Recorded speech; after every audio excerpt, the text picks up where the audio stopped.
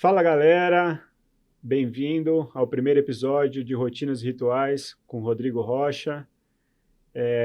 Esse podcast aqui era um sonho meu de decompor pessoas de sucesso.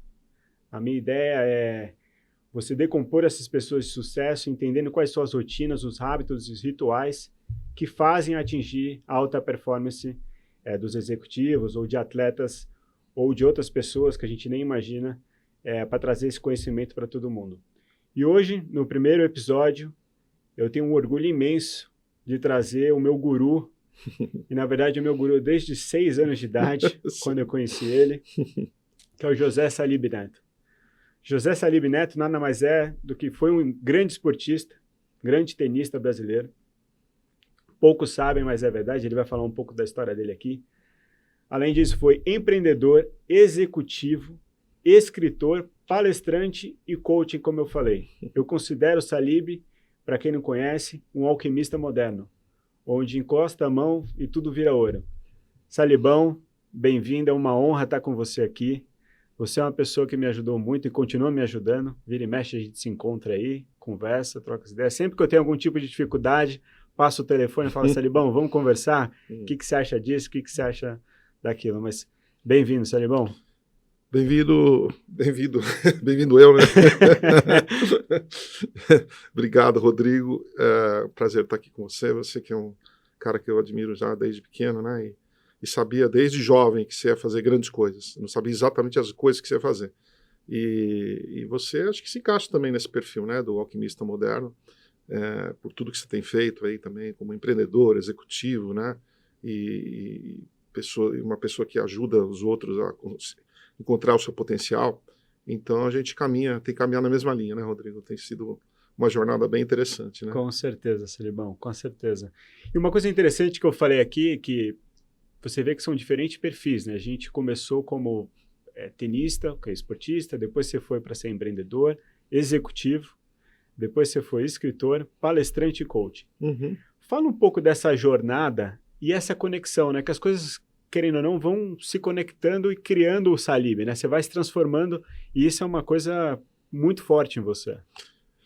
A gente vai se transformando pela nossa vontade e pelos eventos que acontecem no meio dela, né? Então, eu sou filho de esportistas, né? Minha mãe, principalmente, que jogou na Seleção Brasileira de Vôlei, já me colocou no esporte desde cedo, né? Eu já tive aquela veia competitiva desde que eu nasci, praticamente, né? E a ideia é que eu fosse jogador de vôlei, porque ela jogou na Seleção Brasileira, mas eu me apaixonei aos 10, 11 anos pelo tênis.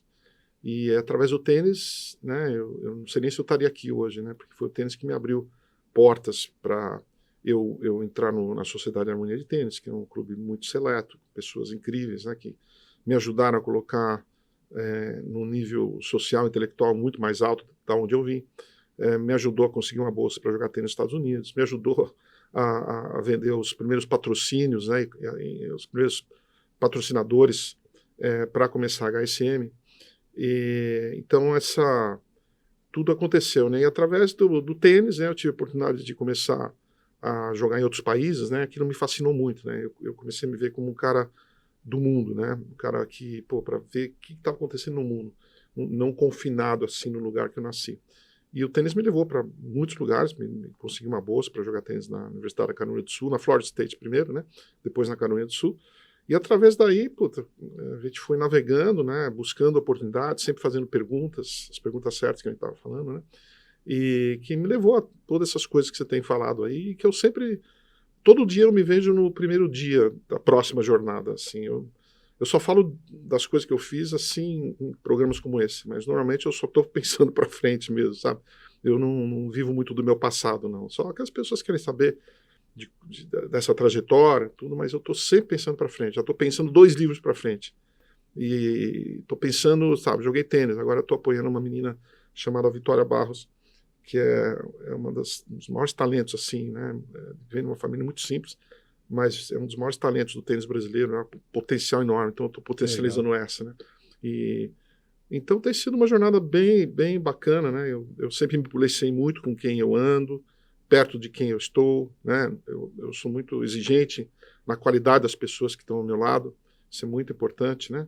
E a gente vai desenvolvendo coisas bacanas pelo caminho, né? Depois de eu ter saído da HSM há 5 anos atrás, foram 6 livros, com mais um, agora são 7, né? Eu já tinha outro, são 8 livros, né? Então, são coisas que vão acontecendo, né? Mas é importante sempre estar perto de gente bacana, né? Gente que está no nível, no mínimo igual ao seu, né? Com certeza. No mínimo igual ao seu.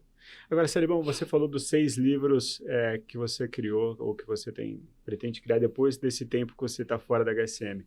Mas desde a HSM você tinha esse planejamento de fazer esses livros e você não tinha tempo? Ou simplesmente você parou e pensou e falou, putz, agora eu vou me dedicar aqui? Então, as coisas vão acontecendo, né, Rodrigo? A gente vai aprendendo essas coisas e eu procuro passar para as pessoas os aprendizados, né? E eu não tinha planejado nada disso, né? Eu não tinha planejado ser palestrante, coisa que hoje eu dou palestras no Brasil inteiro, né? Comecei aos 58 anos de idade, né? Não é tão simples você começar uma nova carreira aos 58. E eu não me preocupo nem com a idade vem só como ponto de referência. Eu tinha escrito um livro junto com o Sandro Magaldi, né, meu parceiro, que a gente já trabalhou junto na HSM durante 10 anos, a gente tem uma afinidade muito forte com conhecimento, eu fui coach dele também, né, ajudei o Sandro a desenvolver, e a gente escreveu um livro chamado Movidos por Ideias, que é uma coletânea de insights que, no final, a grande razão foi para dedicar para os meus pais, para essa mocinha que está aí, minha filha, a Cristiana, né, e foi a principal razão, né. Depois que eu saí da HSM, né, eu saio de uma HSM que, tá 35 anos no mercado, né, você que também teve uma trajetória numa empresa de muitos anos, né, sabe que as coisas não são tão simples no desenvolvimento. Tem períodos de extremo boom, né, e tem períodos de dificuldade, né. E os últimos anos da HSM foram períodos de altíssima dificuldade, né. Ela foi vendida 5 vezes. Eu não queria que ela sumisse durante a minha gestão, né. Eu queria deixá-la bem. Aquilo me deixou um envolvimento pessoal muito forte, né. Mas a partir do momento que eu vi que as coisas estavam dando bem, eu decidi, falei, tá no momento de eu fazer alguma outra coisa no mundo da educação, não tinha nada planejado.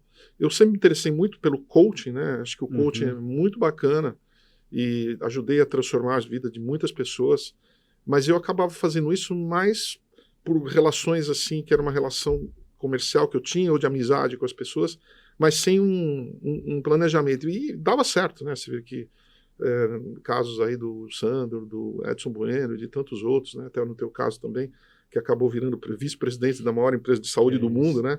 Então, me dá muito orgulho. Mas, saindo da HSM, eu sentei com o Sandro, né? Eu tinha feito uma cirurgia, sentei na recuperação, sentando com ele e mostrando um pouco da minha insatisfação com o mundo das ideias da gestão. A gente vê um mundo voltado para a tecnologia, onde coisas incríveis acontecem, metaverso, né? Hoje de manhã nós tivemos um papo do metaverso na nossa imersão, né? E, você fica assim, só que você começa a olhar. E aí a gente falou, mano, tá faltando, assim, os velhos instrumentos, pensamentos de gestão não estão alinhados com esse mundo que nós estamos vivendo, eles estão defasados, né?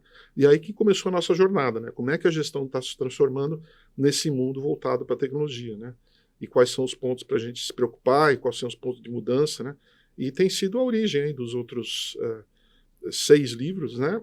Na verdade, eu escrevi um que é separado deles, que é o Algoritmo da Vitória, que é um trabalho do esporte, né? Que é estudo dos maiores técnicos da história do esporte, mas todos os outros livros feitos e escritos junto com meu parceiro Sandro Magaldi, e que tem ajudado aí as empresas a repensarem os seus negócios, né? E principalmente empresas que já vêm já tem uma história, né? Você tem 2 tipos de empresas, né? Você tem as empresas que já têm uma história, como o caso AMI, o HSM, e depois você tem essas startups que já começam com criptomoedas, já começam no metaverso. É uma realidade completamente diferente, né?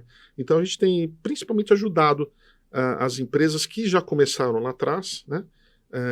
A navegar por esse mundo, e ajudado também jovens empreendedores que muitos deles acham que tudo é tecnologia, né? Que tudo é metaverso, criptomoeda, novas tecnologias, inteligência artificial e tal, mas não tem aquela noção de gestão, né? Tanto que uma filha de um amigo meu que se graduou por uma das grandes faculdades de marketing aqui do Brasil e fez uma pergunta na classe dela que era o Peter Drucker. Ninguém conhecia. Hoje, para mim, eu diria, se você não conhece as ideias do Peter Drucker, sendo você jovem ou velho, você está fadado a desaparecer do mercado alguma hora, né? Porque Não é possível que nem você ser católico e não entender o que a Bíblia faz, entendeu? Então, Exato. Isso. E falando em Peter Drucker, outro dia eu fiz eu comentei sobre o Peter Drucker, né? Porque ele costuma tinha aquela frase, se você hoje, e eu acho que isso vale para todo mundo, entraria no business que você está hoje. Se você não estivesse nele, exato, né? se você não estivesse nele. É. E se é não, e a segunda resposta, né? Seria a segunda pergunta, é o que você ainda está fazendo lá, E o que você vai fazer a respeito disso, né? E o que você está fazendo a respeito. Então, é a pergunta que moveu o Jack Welch, inclusive, né? Exato. Então, eu acho assim, essa é uma pergunta que é muito moderna. Que eu acho que a gente deveria se perguntar. E as startups deveriam se perguntar isso, né? As empresas grandes deveriam se perguntar. E como o mercado é muito dinâmico, então você vê que o Peter Drucker, como você falou, é a base de tudo. Quem não conhece Peter Drucker... as ideias dele não tem data para acabar, né? Tudo que ele escreveu foram todas as teorias desenvolvidas foram para durar, tanto que era raro num livro dele ele dar um exemplo de alguma empresa, entendeu? Ele mergulhava mais na teoria mesmo, porque ele sabia que se ele desse um exemplo daquela empresa, de repente, 30 anos daqui para frente, a empresa não estava mais lá. Não é como o Jim Collins. Exatamente. Pois é, exatamente. Acho que aquele livro dele já pode jogar no lixo, que tem algumas que morreram. Mas na verdade, né, as empresas que são usadas como exemplo, né, a gente teve essa crítica no livro do Tom Peters também, no Search of Action também.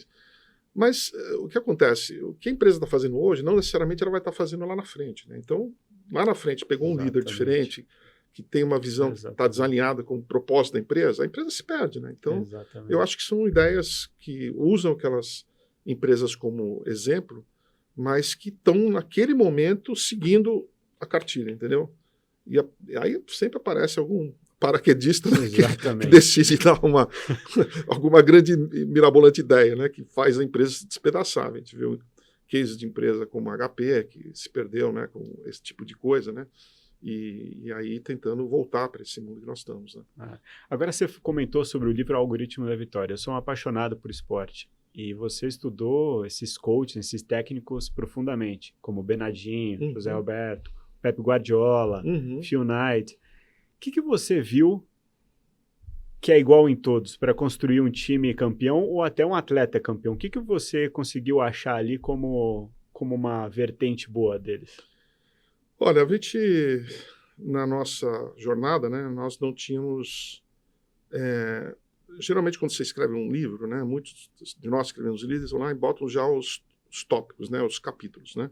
E aí você vai recheando, né? A gente começou nosso livro sem nada, do zero, só conversando com os técnicos, né? E aí a gente percebeu que tinha 8 etapas, né, do algoritmo, que cada técnico cria o seu próprio algoritmo dentro das etapas que nós identificamos, né? Que é a formação, que é criação de ambientes de aprendizado, o próprio criação de ambientes vencedores, desculpa, né? Ambiente de aprendizado, formando e liderando uma equipe, né? As bases de tudo, né? Então, nós identificamos 8 etapas desse algoritmo e que, na verdade, todos eles fazem, né? Por exemplo, na questão da formação, né? A gente usa uma analogia do farming, né? Que é muito usado no beisebol americano, que é você cultivar a base, né? E versus o hunting, né? Que é caçar. E quem está aplicando muito bem isso, né, é o Palmeiras, né? Perfeito. Coincidentemente, meu time, né? É isso mesmo. E não é à toa que o Palmeiras, ninguém entende como é que o Palmeiras ganha tanto hoje com um time que é razoável, né? Não tem nada de grandes estrelas, todos os jogadores são jogadores que têm salários altos, mas dentro do possível, né? E eu gosto muito tanto que o Abel Ferreira, que aliás... muito parecido com você, Rodrigo. Cada vez que eu olho o Abel, já te falaram nisso? Não, nunca falaram. Então, se eu tiver metade dos títulos dele, tá valendo. Não, o Abel é muito parecido com você. Se você olhar bem, você vai ver que toda vez que eu olho para ele, eu falo, o Rodrigo aí, né? Então tem o futuro como técnico. Ele leu meu livro, né? Até saiu na UOL, que ele estava um dos 2 livros que ele estava lendo, né? E realmente é um cara que volta na formação, cultivar, tratar a base como uma coisa séria, né? Não sair caçando grandes talentos, pagando milhões de dólares. Isso acontece nas empresas, né? E aí que a empresa se perde. Né? Exato, Salib, você tocou no ponto que eu ia entrar. Você não acha que as empresas hoje Então, muito mais hunting do que farming. Exatamente, essa tem sido a tendência. E é o que você falou, assim, por exemplo, a nossa empresa, naquele caso, ela tinha uma questão de se fazer em casa, né? Uhum. De joia de casa e tudo mais. E acaba se perdendo, né? Que hoje você, medalhão, vamos buscar de fora. E aí acaba quebrando, quebra a cultura, tem várias consequências, né? E aí você vê, por exemplo, um Barcelona, na época de sucesso de Guardiola, metade do time era o time da base, que jogava junto desde os 13 anos de idade. 80% do time. Então é uma coisa assim que está se perdendo, né? Acho que a única empresa hoje, se bobear, que faz isso muito forte é a empresa do Jorge Paulo Lema, se bobear. Sim. Eles fazem, eu acho sim importante trazer gente de fora para arejar, principalmente no mundo mais dinâmico, né? Antes você tinha um ambiente competitivo diferente, onde você acertava o teu modelo de negócio, depois você botava um monte de soldados para executar aquele tipo de coisa. Só que o ambiente muda muito hoje, né? Você não consegue fazer isso só com aquelas pessoas que você criou, que eu acho que eu sou a favor. Eu acho que deve continuar sendo, mas se trazendo, não salvadores da pátria, mas trazendo pessoas que pensam diferente, né? Porque a hora que você vai decidir trazer um salvador à pátria, é porque a pátria já afundou. Entendeu? É diversidade, né? É a diversidade de ideias, né? Você Exatamente. Pessoas de dentro e pessoas de fora. Eu acho que isso funciona muito bem. E Sally, bom, voltando assim agora nessa questão que é o que a gente está até falando aqui, a questão de educação, né? Farming é você dar educação, treinar aquelas pessoas. E você é o cara que eu conheço que tem mais contatos com os gurus do mundo. Graças a você, tive a oportunidade de ter Michael Porter, de conhecer Michael Porter, Regis McKenna e entre outros. Me fala uma coisa, como é que é construir essa relação com esses gurus? Porque assim, a primeira coisa que assusta é, putz, esse cara é muito inteligente, ele vai me achar burro, ele vai me achar não sei o quê. Como é que é construir uma relação com essas pessoas de alta performance? Olha, minha relação com eles já foi mais intensa durante a HSM, depois que eu saí da HSM há 5, 6 anos atrás. Aí eu entrei na minha jornada, eu mantenho contato e um relacionamento forte ainda com o Regis McKenna, com o Philip Kotler, com o Jim Collins, com o William Ury, o Alex Osterwalder, o Ran Charan, que aliás ligou para a gente com a ideia de escrever um livro juntos também. Que bacana. Né? Então estamos conversando sobre isso. Mas isso começou tudo lá atrás, né? Porque eu comecei a HSM do zero, não tinha absolutamente nada, não tinha dinheiro, tinha perdido meu pai aos 21 anos, família simples, e um ambiente muito, muito complicado, 5.500% de inflação ao ano. Não existia esse mundo que a gente existe hoje de private equity, de todos os tipos de investimento que você pode imaginar, né? Você apresentando uma boa ideia. Então, era no braço mesmo. Então, hoje isso chama-se bootstrapping. acho gozado, que era no braço mesmo. E para trazê-los, né? Eu sempre fui uma facilidade de relacionamento, acho que muito por causa do meu pai. Meu pai era um cara muito bem relacionado, ele era um protagonista na arte do relacionamento, de construir relações boas com as pessoas, né? E eu vi aquilo desde pequeno, minha mãe também. E o próprio Harmonia me ensinou isso, né? Porque quando eu entrei na Harmonia, eu fui lá com uma raquete de tênis, né? E fui lá como sócio tenista, né? Que não era nem o sócio normal. E eu percebia que a maneira que eu cativava as pessoas era através do tênis, que eu jogava bem, né? Eu falei, bom, eu vou usar o que eu tenho. Então, num relacionamento com os grandes nomes, né, eu sempre procurava usar o que eu tinha à disposição, né? E ia construindo. Eu sabia que só pagá-los para vir dar uma palestra no Brasil não ia atraí-los. Eu tinha que construir algo extremamente interessante, né, para que caras que escrevem livros como você, eu, né, a gente está interessado no impacto que nós criamos, né? Então a gente foi meio que forçado a criar um negócio que quando o guru olhava de fora, né, ele falou, eu não posso perder essa oportunidade, eu tenho que estar com esses caras, né? Esse foi o grande, né? E ao mesmo tempo eu, como pessoa, né, eu tinha que me demonstrar interessado e interessante, né? Ou seja, tinha que cativá-los, mas ao mesmo tempo não causar uma sensação de grude, né? E ao mesmo tempo, então sempre tive essa coisa de aproximar, mas ficar sempre de olho, né? E criando esses ambientes, né? Ou seja, eles vindo para o Brasil para impactar um país inteiro, era um appealing muito mais maior do que simplesmente me dar uma palestra, entendeu? Logicamente o dinheiro sempre foi importante para eles, pô, eu fui um artista de conseguir ter trazido todos esses caras para o Brasil num ambiente onde ninguém queria vir para o Brasil, né? Ambiente assim, nos anos 80, cara, se falava de Brasil, os caras saíam correndo, né? Uma inflação horrorosa, corrupção para todo lado, né? Então, eu tive que criar um mundo paralelo à parte disso para que eles se interessassem, né? E a partir daí foi construindo, né? A VHS para mais 6 países, mais 5 países, né? E com a mesma filosofia, né? De transformar, de impactar um número muito maior de pessoas do que simplesmente aquelas 100 pessoas, ou no nosso caso, 1.000, 3.000, 4.000 que estavam lá, né? E até tem uma história interessante que eu acho que eu escutei de você uma vez, que falando dessa questão de troca, usar o que tem, né? Uhum. Você, com seu conhecimento do tênis, você chegou para um palestrante, eu não sei se era um palestrante ou um investidor, e falou assim, olha, eu te ensino a jogar tênis e você vem aqui ao Brasil e dá a palestra. Não teve um caso assim? Sim, teve alguns. Mas o mais específico é o Theodore Levitt, né? O Theodore Levitt é um dos maiores pensadores do mundo empresarial. Inclusive, eu tenho lido muito dos livros novos agora, né? Inclusive, estou lendo um chamado Winning the Right Game, né? Pelo cara chamado Ron Adler. Eu diria que, em termos de estratégia, é o livro mais quente de estratégia. É um livro assim, extremamente atual, mostrando como, às vezes, muitas empresas estão competindo no negócio errado, né? Você pega a Kodak, por exemplo, que inventou a tecnologia digital, investiu 5 bilhões na tecnologia digital, aperfeiçoando a tecnologia digital, só competindo no mundo errado, onde eles não viram que a definição das imagens, né, no digital estavam cada vez melhores, né? E eles achando que o mundo era papel, sendo que o mundo era tela, né? Então, a gente tem que tomar muito cuidado para não competir no jogo errado, né? E no caso, nesse livro, né, sempre aparece algum quote do Theodore Levitt, né, que as pessoas não querem eles não querem uma broca de 5 milímetros, eles querem um buraco de 5 milímetros, né? Então essas frases voltam. Bom, no caso dele, o que aconteceu?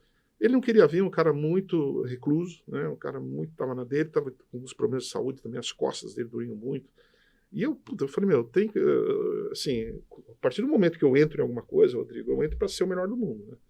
Sabe, não sei se eu vou ser, mas é que nem no tênis. Eu não consegui ser, mas eu dei tudo que eu tinha naquela quadra. Quando entrei na HSM, eu dei tudo que tinha. Agora, nesse mundo de autor e palestrante, dando tudo que eu tenho. E eu estava determinado em trazer todos os grandes pensadores da região, sem exceção, né? E foi exatamente isso que eu consegui. Uma vez alguém falou, pô, Sarib, você não trouxe o Henry Fayol, né? Eu falei, bom, esse cara morreu 20 anos antes de eu nascer, né? Não dava para trazer, entendeu? Mas o Theodore Levitt não queria vir de jeito nenhum. E aí eu fiz a pergunta mágica, né? Eu falei assim, qual esporte você joga? Ele falou, eu adoro tênis. Falei, então tá bom, então agora nós vamos estar, a conversa tá boa aqui, né? E eu falei, você tá feliz com o teu jogo? Ele falou, é mais ou menos, né? Pô, eu tô velho, não sei o quê. Então vamos fazer o seguinte, cara, vamos estabelecer um FII aqui, né? E se você... só que durante as palestras, você vai dar 2 palestras para mim no Brasil, você vai ficar uma semana comigo tendo aula de tênis. E se você não melhorar 100%, eu pago o dobro do FII do evento. Ele olhou e falou, você está falando sério? Eu falei, estou falando sério. Assinamos até um memorando. E foi exatamente isso, ele veio por isso. Né? Ele veio e eu melhorei o jogo dele em 100% e tive que pagar só o FII combinado. Né? E indo nessa linha, assim, você tem um poder muito grande de transformar essas coisas difíceis em fáceis, né? Porque o tênis, eu tento jogar tênis e é difícil. Você mesmo me indicou lá, professor e tudo mais, mas tá anos-luz. Mas você tem uma facilidade, é a mesma coisa, como você lê o Michael Porter, ou você lê, sei lá, Rancharan, como você falou, outros, mas você pega, ou até o Tom Peters, você pega e se transforma isso numa forma simples para as pessoas entenderem. Uhum. Então você tem essa capacidade de falar de uma forma simples que é muito forte. Eu acho que muito da convivência que eu tive, né? Eu aproveitei ao máximo todos os meus relacionamentos com esses grandes nomes, né? Que foram muitos, e sempre de olho neles, né? Eu sempre estava de olho neles, assim. Como é que esse cara pensa? Como é que ele chegou até aqui? Quais as ideias dele? Então eu aproveitava aquele tempo para explorar o cara. Acontecia toda vez que, na fase, principalmente nos primeiros 10, 15 anos, né? Quando eu trazia um nome desse para o Brasil, eu sempre oferecia uma viagem para eles, né? Uma viagem que podia ser para a Bahia, ou para o Rio de Janeiro, ou para a casa do Edson, lá em Búzios, né? E tornava essa viagem fascinante. partir desse momento, você abre a guarda da pessoa. E quando você abre a guarda da pessoa, cara, você tem o que você quiser dela, entendeu? Você tem o que você quiser, assim, dentro do bom sentido, entendeu? Então, eu sempre procurava abrir a guarda deles para eu depois entrar. Mas era uma entrada, assim, muito, muito natural, assim, sem forçar, sem nada. E quando você abre, aí os caras falam, pô, você imagina, né? Eu trouxe o Praha lá, um dos maiores nomes da estratégia da história, né? Eu levei para Florianópolis, né? Você imagina a gente numa praia de 3 quilômetros, andando para cá e para lá, só falando de gestão. É, MBA. Pô, isso aí, sabe, quantas Zero. pessoas, né? Mas por quê? Porque eu estava na praia, estava no ambiente correto, estava num ambiente relaxado, e aí você vai, entendeu? Então, às vezes as pessoas tentam saber coisas muito no head-to-head, não funciona assim, você tem que saber dar a volta nas coisas, né?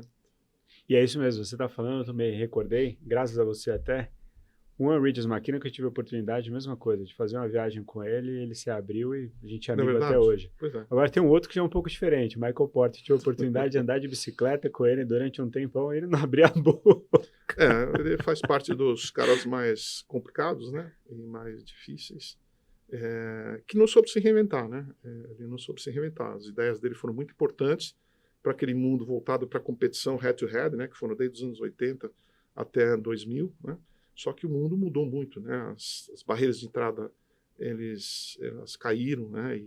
E agora você não pode pensar em simplesmente olhar para o seu concorrente o tempo todo, né? É importante saber o que a concorrência está fazendo, mas se você não tiver de olho no cliente, entendendo o cliente ao extremo, entendendo os mercados, as transições, você acaba sendo engolido. Aquele modelo dele era muito focado, mas ele deu uma contribuição enorme para aquele momento, né?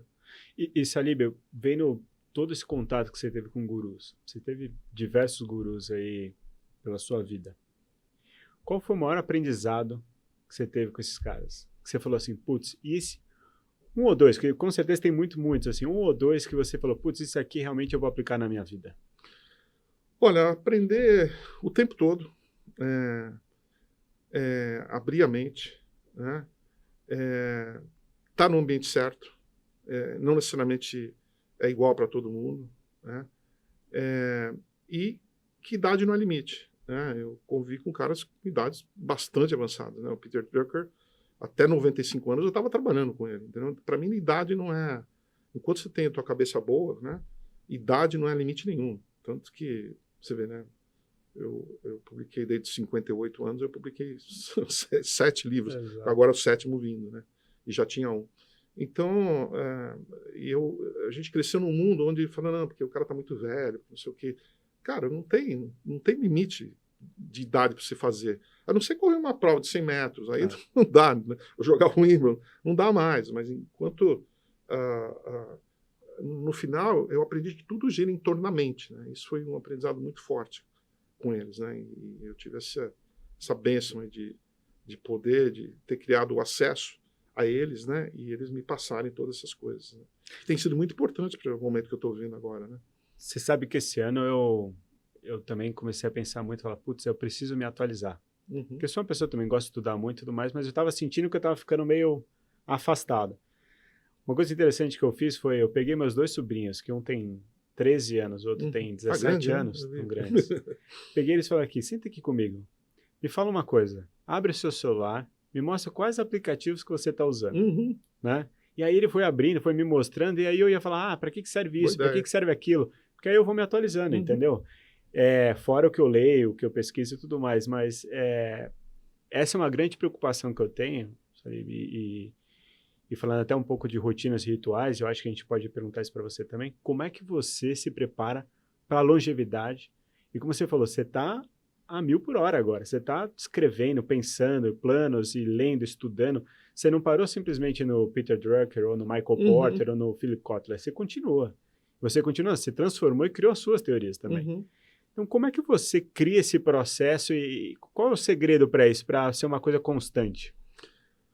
Não sei se tem uma fórmula exata, né, para acontecer isso, né, mas primeiro é a garra, né? Eu aprendi isso com o esporte, né? De não me satisfazer com alguma coisa que eu já criei. Né? Eu procuro sempre me superar. Como o Peter Drucker, eu perguntava, Peter, dos seus 35 livros, qual que é o melhor? Ele falou, o próximo. Né? Então já começa aí, né? De olhar para frente, né? Nunca ficar amarrado ao passado. Né? E o Peter Drucker, eu convivi com ele durante 14 anos, né? E para mim ficava claro isso. Ele raramente olhava... Ele gostava de olhar a vida dos outros do passado, mas não a dele, entendeu? Não ficava contando histórias dele, né? Tanto que naquele vídeo que eu mostrei da homenagem que eu fiz para ele lá em Los Angeles, ele reverteu a homenagem para mim. Sim. Então, essa questão de se não sei se autodestruir ou de se tornar uma versão melhor o tempo todo, como profissional, como pessoa, né? Se não existir essa garra, nada acontece, Rodrigo. Se não existir essa vontade. E, por outro lado, tem muitas pessoas que vivem bem vendo o passado, entendeu? Eu acho que é uma questão muito pessoal minha. Eu não digo que está certo ou está errado. De repente, tem pessoas que trabalharam a vida inteira construindo coisas impressionantes e estão a fim de viajar. Né? O meu ex-sócio da HSM, o Harry Uffer, cara, para ele já estava bom construir aquilo. Né? E ele tem uma vida diferente da minha. E não está certo, não está errado. É a vida que ele escolhe. Eu, particularmente, por ter convivido com quem eu convivi, né? Peter Drucker, Jack Welch, Jim Collins, todos esses grandes nomes, Prahalad, Porter, cara, estava tudo na cabeça deles, né? Eu nunca me recordei um momento, eu falei assim, olha, eu comprei um apartamento aqui nessa praia, eu fiz isso, eu comprei um carro, assim, não existia essa conversa. Olha que eu convivi muito tempo com eles, a conversa era tudo em volta da mente, entendeu? Então eu fui muito bem treinado para isso, né? Para me superar o tempo todo, né? Que eu tentava fazer no tênis também. Então, no final está tudo interligado e não tem uma resposta exata. Com certeza. E o que é importante para mim não é necessariamente importante para os outros. Se está errado ou não, depende do que se a pessoa está feliz daquele jeito, está ótimo, entendeu? A gente a gente não pode determinar a felicidade dos outros, entendeu? Exatamente. Né? Exatamente. E uma coisa bacana que você é meu coach, né? Você é meu guru, eu costumo dizer. Eu sou um cara que te dá algumas ideias, ó, Rodrigo. E eu vi você ajudando muitas pessoas mesmo, assim, de ideias, de participar, de conversar e tudo mais. Como que é essa troca? Porque você trabalhou com pessoas de sucesso, né? E aí você faz as perguntas certas para essa pessoa de sucesso. Você é uma das pessoas que eu conheço que mais faz a pergunta certa na hora certa. Como é que é esse processo, como é que é essa relação? Porque às vezes tem medo, né? Que você vai bem na ferida do seu. Ele já sabe, mas ele vem de você e você vai bem na ferida. Como é que é esse processo aí? Bom, essa questão das perguntas foi a minha primeira palestra, né? Porque eu convivi, né? Como eu mencionei, né? Não é segredo que eu tive uma influência enorme desses grandes caras, né? Durante 30 anos, né? Foi uma educação bem parruda que eu tive. E eles voltavam com perguntas, assim. Toda vez que eu fazia uma pergunta, eu fazia uma pergunta de volta, né? E eu desenvolvi uma palestra, né? Que, aliás, eu vou dar nessa quinta-feira no Digital Onboarding da HSM, para um grupo de conselheiros, né? Como fazer perguntas transformadoras, né? Então, quando você está com uma pessoa e você vê que aquela pessoa quer melhorar e você foi um caso desse, né? Teu olho brilhava desde pequeno, né? Eu sempre fazia as perguntas para tentar identificar o que está dentro da pessoa. Né? Porque você não pode sair dando conselho sem ouvir a pessoa, né? Sem ouvir quais são a vontade dela, as capacidades dela, né? A vontade de melhorar. E a partir daí você consegue encaixar as coisas, entendeu? Então você primeiro tem que fazer perguntas certas, abrir, né? Ir lá na ferida, para depois aparecer com possíveis sugestões, né? Sim. Que foi que a gente... Eu lembro do teu caso no América, né? Que você tinha acho que uns 18 anos, eu falei, Rodrigo, você precisa passar um tempo na China. Exatamente. Que tua mãe ficou brava comigo. Exatamente. Você está falando para ele, para a China. Mas eu já via claramente os seus olhos brilhando, né? Querendo ir para o mundo, entendeu? Então, ficou mais fácil, né? Não, graças a você eu fui para os Estados Unidos. Eu ia sim para a China. É que a empresa abriu capital e eu tive que voltar correndo. E eu ia ainda fazer um trabalho voluntário em Katmandu, lá no Nepal, que não deixaram, mas depois eu voltei por outra questão para Katmandu. Quando eu falo para a China, sim, lógico. Sair daqui, entendeu? Sair da proteção de paz, sair do teu status quo, sair do teu ambiente seguro, né? Para ir para pisar em águas diferentes, né? E só assim a gente consegue se achar, né? Agora, Sali, voltando nessa questão das perguntas, para você fazer as perguntas transformadoras, você precisa tá no momento, tá no presente para entender o negócio, né? Entender o contexto, entender 360. Eu vejo muito, hoje, as empresas muito separadas, em clusters. E aí as pessoas acabam, os executivos, não sabendo fazer a pergunta. Ou melhor, você sabe fazer a pergunta estratégica para a dele, mas não como um todo. Qual é a dica que você dá para um CEO realmente juntar tudo e ter essa visão, ou um executivo ter essa visão 360 do negócio? Olha, um dos capítulos do nosso próximo livro, né, que tem um título Tentativa de Liderança 4.0, alguma coisa assim, mostrando o líder desse novo mundo, né, é o líder como criador de ambientes colaborativos, né. Hoje, quando você fala de clusters, né, eu identifico muito com silos, né. Mas é a mesma coisa, exatamente. A palavra é silo, né. Silos, Pode parecer cluster, mas esses silos são terríveis para as empresas, né? Esses silos acabam destruindo. Porque o que acontece? Nessa velocidade do mundo, quando estava todo mundo já entendendo um pouco de inteligência artificial, de nanotecnologia, robótica, biotecnologia, neurociência, aí de repente está todo mundo, tá legal. Aí parece um metaverso. Exato. Metaverso. Então, se você não tiver um ambiente de extrema colaboração, onde você destrói, você vai destruindo os silos, e aí você tem maneiras diferentes de trabalhar, né? Você procurando trabalhar mais em squads, né? E pequenos squads e um interagindo com o outro, né? A próprios squads, eles têm um mecanismo que trabalha em grupo, mas ao mesmo tempo eles são forçados a trabalhar com outros também, né? Então são novas maneiras de trabalhar e que muitas empresas se amarraram nos conceitos do passado, porque era um mundo executor, onde você tinha um bom produto, você executava e você tinha muito sucesso durante muitos anos. De repente, a tecnologia veio e destruiu tudo isso. Então, se você não tem um ambiente de alta colaboração o tempo todo entre as empresas, sem paredes, sem silos, inclusive eu cito nas minhas palestras, né, o próprio exemplo do Steve Jobs, né, da criação do Apple Park, né, da Apple, né, que foi altamente criticado. Que o cara vai construir um prédio de 5 bilhões de dólares? Saiu barato, Rodrigo. Aquele prédio é totalmente pensado na colaboração entre as pessoas. Né? Eles calculam assim quanto tempo você leva para ir do ponto X ao ponto Y. E os lugares de refeição, ginástica, todos feitos para que haja colaboração máxima entre as pessoas. Então, o que acontece? Muito das empresas que nós temos hoje, né, elas estão em prédios grandes ainda. Né? Logicamente, nós temos a questão do trabalho remoto, que eu peço cautela para as pessoas, né? Porque se você ficar remoto o tempo todo, você perde a cultura da empresa. Né? Exato. Então, os ambientes hoje que nós temos físicos, eles estimulam os silos, entendeu? É a turma do 24º andar, a turma não sei o quê, sendo que, você vê, o prédio da Apple ele tem 3 andares, né? Totalmente circular e totalmente colaborativo. Então, dando algumas dicas, você pode começar por aí, né? Quanto que a nossa empresa é colaborativa? E a gente dá vários exemplos aí no nosso capítulo. Estou muito citado aqui com essa publicação desse novo livro. Né? A gente já vem trabalhando nessa ideia há bastante tempo, falando que a liderança mudou, as habilidades de liderança mudaram drasticamente e tem gente ainda liderando com os velhos conceitos, né? Que são importantes, né? Comunicação, integração, ter visão, né? Mas se você não tem essa visão, você está certo.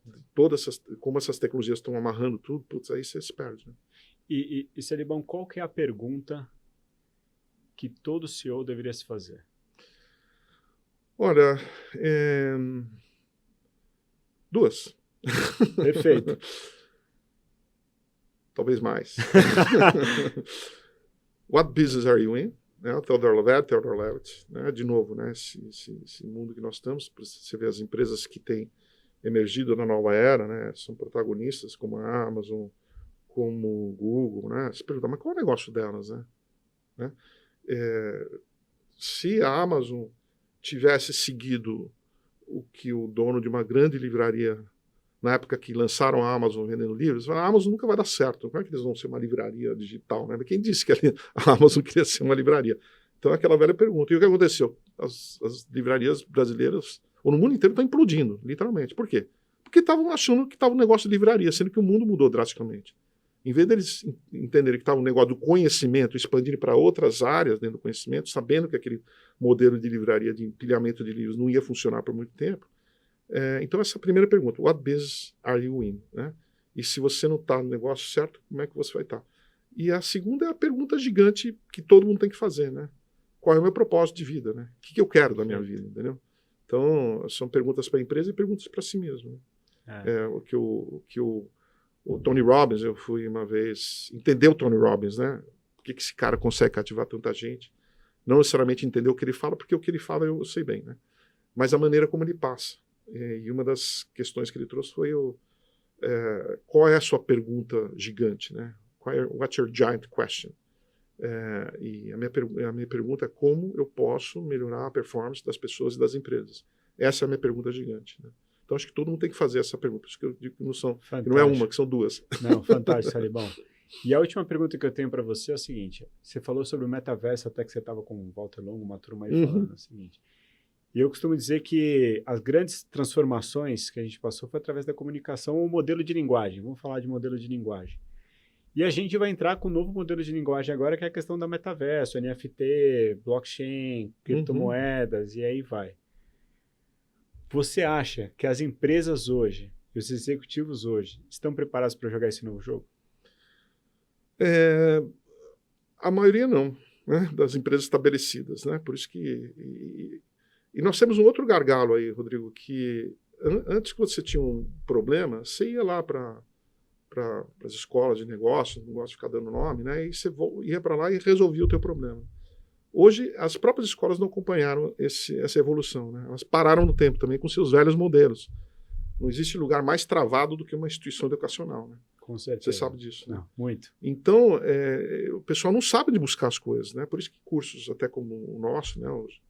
Gestão da manhã, gestão escalável, tudo que nós estamos fazendo, porque está suprindo muito do que as escolas não conseguem fazer.